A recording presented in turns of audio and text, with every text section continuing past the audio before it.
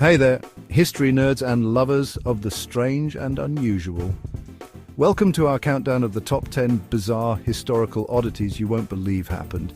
You know how sometimes you stumble across something in a dusty old book or maybe on some obscure corner of the internet and you just think, wait, actually happened? Well, that's what we're diving into today. From wars against emus to dancing plagues, history is full of strange and unexpected events. So buckle up, because we're about to embark on a wild ride through some of the most peculiar moments in human history. Let's get weird. All right, let's kick things off in the 1930s Australia, a place and time that already sound like the beginning of a good joke. Picture this. Farmers in Western Australia are facing an agricultural nightmare, a massive, overwhelming infestation of emus. And we're not talking a few dozen, we're talking tens of thousands of these giant, flightless birds all clamoring for crops. The solution? Send in the army, of course. You see, emus are tough customers. They're big, they're fast, and they're surprisingly resistant to bullets. The soldiers, armed with Lewis guns, quickly realized they were in for a tougher fight than they bargained for. They set up ambushes, they tried strategic maneuvers, but the emus, well, they just weren't impressed. The birds scattered, regrouped, and generally ran circles around the soldiers. After weeks of embarrassing defeats, the Australian government finally withdrew its troops, leaving the emus victorious. Okay, next up we're traveling to 19th century France, where we find the mighty Napoleon Bonaparte, conqueror of nations, facing down a most unexpected enemy, a horde of adorable, fluffy bunnies. Napoleon, you see, had a penchant for grand gestures, and what could be grander than a good old-fashioned rabbit hunt? So he organized a lavish hunting party, inviting all his buddies and gathering up a small army of rabbits for the occasion. Hundreds, maybe even thousands of these fluffy creatures were rounded up and brought to a field. Now, here's where things go hilariously awry. Someone, we don't know who, forgot to tell the rabbits they were supposed to be hunted. As soon as the cages were opened, instead of scattering in fear, they charged. That's right, a tidal wave of bunnies, hopped up on freedom and possibly carrots, swarmed Napoleon and his entourage. Napoleon's hunting party, caught completely off guard, was sent running. Let's fast forward a few centuries to 1518 in Strasbourg, where we encounter a historical oddity so strange, so unsettling, that it sounds like something straight out of a horror movie. It's July, it's hot, and suddenly people just start dancing. And not for fun, mind you, but in a frenzied, uncontrollable way. This wasn't just a case of folks letting loose. People danced for days on end, without rest, without food, without any explanation. We're talking hundreds of people swept up in this bizarre, involuntary dance marathon. Doctors were baffled. Theories ranged from mass hysteria to ergot poisoning, a fungus that can cause hallucinations. Chapter 4, The Trial of the Dead Pope. Hold on to your hats, folks, because things are about to get seriously weird. We're going back to the year 897, a time of political intrigue and, well, questionable hygiene. Our story takes place in Rome, where a new pope, Stephen VI, has decided to settle a score with his predecessor, Pope Formosus. The catch? Formosus has been dead for about 9 months. Now, I know what you're thinking, John, you can't put a dead guy on trial, and in most circumstances you'd be right, but Pope Stephen VI, he wasn't playing by your rules. He had Formosus's rotting corpse exhumed, dressed in full papal regalia and propped up on a throne in the Basilica of St. John Lateran. Stephen VI, acting as both prosecutor and judge, hurled accusations at the deceased pope. Chapter 5. Empress Matilda's Great Escape. Okay, let's take a break from dead popes and head over to England in the 12th century for a tale of daring escapes and medieval ingenuity. Our protagonist is Empress Matilda, daughter of King Henry I and rightful heir to the English throne, though you know how succession disputes go. Unfortunately for Matilda, her cousin Stephen of Blois had other plans, and thus began a period of civil war known as the Anarchy. In the winter of 1141, Matilda found herself besieged in Oxford Castle by Stephen's forces. The situation was looking grim. The castle was surrounded, supplies were dwindling, and winter was closing in. Matilda, however, was not one to give up easily. She devised a plan so audacious, so cunning, that it would make even the most seasoned escape artist proud. Chapter 6.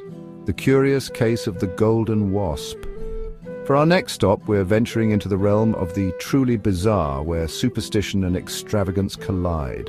Picture this. A grand German castle in the 17th century filled with opulent furnishings, priceless art, and a golden statue of a wasp? Yes, you heard that right. Not a majestic lion or a noble eagle, but a tiny buzzing wasp immortalized in gold. This golden wasp held a strange power over the castle's inhabitants. Legend had it that this wasn't just any wasp, it was a magical talisman of good fortune. In times of plague and war, you don't take chances with good luck charms. The rituals surrounding the golden wasp were unusual. Every morning, the lord of the castle would bow before the wasp statue and whisper his deepest desires. Chapter 7. Did someone steal the Middle Ages?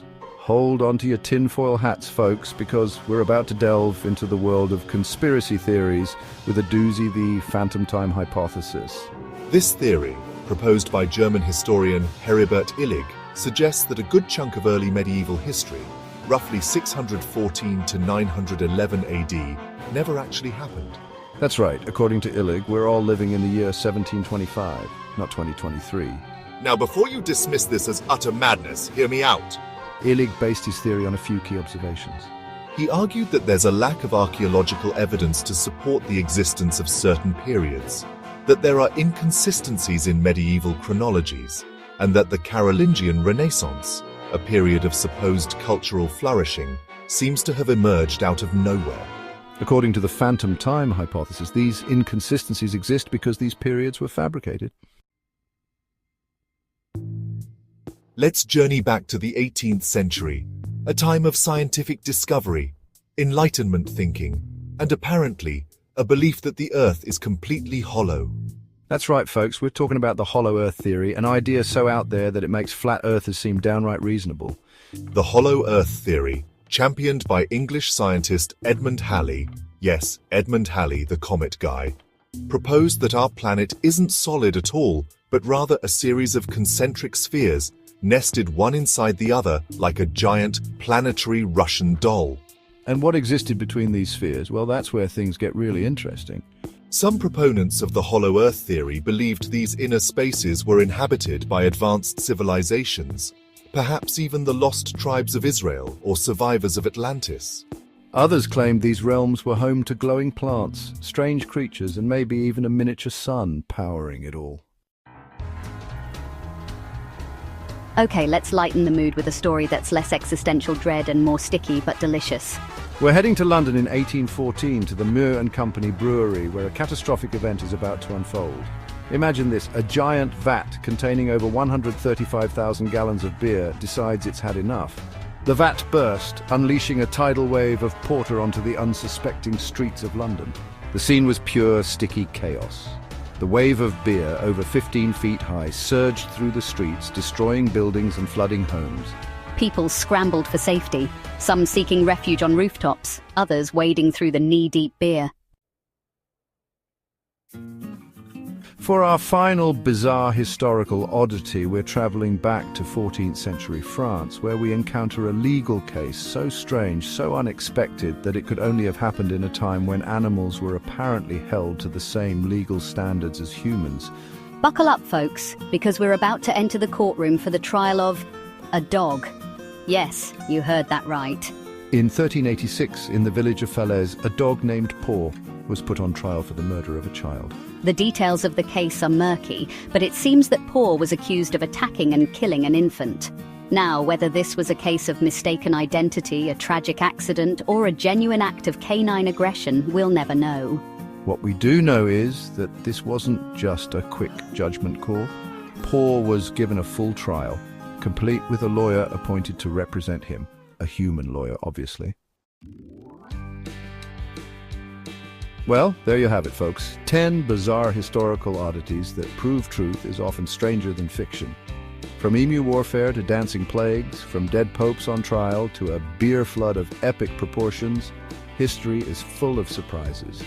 Thanks for joining us on this journey through some of history's most bizarre and unexpected events. And remember, The next time you think you've heard it all, just crack open a history book or, browse the internet responsibly, because there are always more weird and wonderful stories waiting to be discovered. Don't forget to like, subscribe, and hit the bell icon for more fascinating historical content. Until next time, keep exploring, keep questioning, and keep those history brains buzzing.